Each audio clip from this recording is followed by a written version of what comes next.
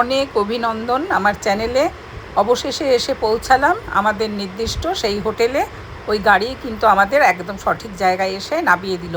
অসাধারণ জায়গা, চারিদিকের দৃশ্য যে এত সুন্দর হতে পারে, অসম্ভব সুন্দর। আসুন, রুমটা দেখে যান আমাদের। দারুণ রুম। পার নাইট ভাড়া হচ্ছে 4,355 INR। তারপরে থাই ভাটে হিসাব করতে হবে কত।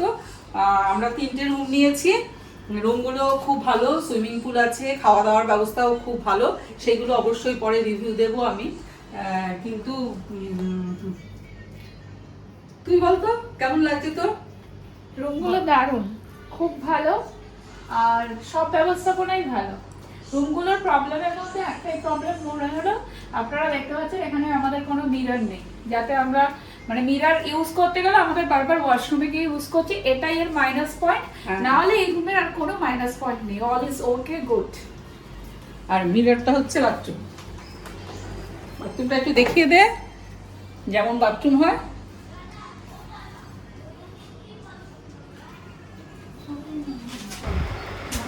সব রুমগুলো একই রকম, তাই আমি আর ডিটেলসে গেলাম না। বুক করেছিলাম কিন্তু 11টা থেকে নায়না রিসর্ট অ্যান্ড স্পা। চারিদিকের ভিউ না এত সুন্দর, মনে হয় এখানেই বসে থাকি, আর সাইট সিনে কোথাও যাব না। আর যেই গাড়ি বুক করে গিয়েছিলাম, আগেই বলেছিলাম, তাদের সাথে কন্ট্যাক্ট করেই আমরা কন্ডাক্টিং ট্যুর করেছিলাম।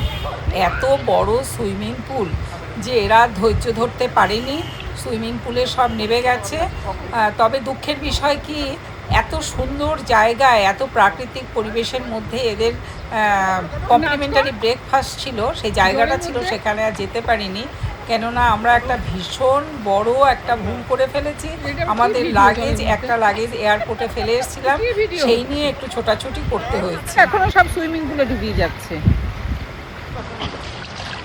অবশ্য পেয়ে গেছিলাম এয়ারপোর্টে, যে আমাদের লাগেজ পেয়ে গিয়েছিলাম, কোনো অসুবিধা হয়নি।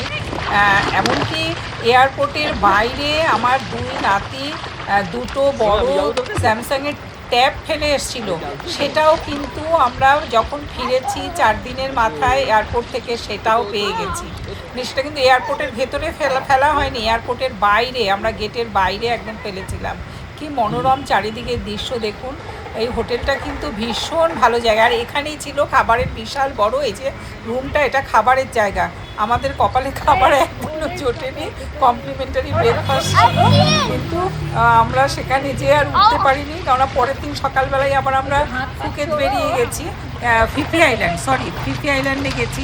এরপরে অবশ্যই আপনাদের সঙ্গে ফিফি আইল্যান্ডের পুরোটা শেয়ার করব।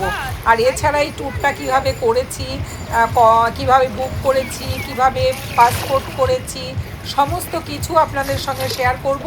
আর কিছু জানার থাকলেও অবশ্যই আপনারা আমাকে মেল করবেন বা SMS করবেন। নিজেরা আসা কোনো ব্যাপার না। ভালো থাকুন, সুস্থ থাকুন, আনন্দে ঘুরুন।